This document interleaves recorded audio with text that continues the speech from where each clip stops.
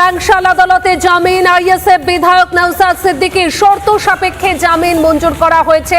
500 টাকার বন্ডে জামিন আইএসএফ বিধায়কের। নওশাদ সহ বাকি আইএসএফ কর্মীদেরও জামিন মঞ্জুর। যে ছবি আমরা লাগাতার তুলে ধরেছিলাম যখন ব্যাংশাল আদালতে পেশ করা হয় নওশাদ সিদ্দিকীকে, সেখানে আইএসএফ এর কর্মী সমর্থকরা তারা লাগাতার স্লোগান দিতে থাকে। তারা দাবি করছিলেন মুক্তি দিতে হবে নওশাদ সিদ্দিকীকে। ব্যাংশাল আদালতে জামিন মঞ্জুর, শর্ত সাপেক্ষে জামিন নওশাদ সিদ্দিকীর। এটা হওয়ারই কথা ছিল, তার কারণ হেয়ার স্ট্রিট থানায় 84 জনকে, নওশাদ সহ 83 জনকে গ্রেপ্তার করা হয়েছে, বউবাজারে 10 জনকে। পুলিশ এসে তাদের গ্রেপ্তার করে নিয়ে গেল।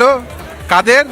যারা টিচার, যারা ইঞ্জিনিয়ার, ইভেন অ্যাডভোকেটকেও গ্রেপ্তার করে নিয়ে গেছে। নওশাদ সিদ্দিকী তো বটেই। তাহলে নওশাদ সিদ্দিকী, যিনি একজন এমএলএ, যিনি বলতে এসেছিলেন ওয়াকআপ নিয়ে তার বক্তব্য, এসআইআর নিয়ে তার বক্তব্য, ছেলে মেয়েরা মেডিকেল কলেজ, ইঞ্জিনিয়ারিং কলেজে ভর্তি হতে পারছেন না।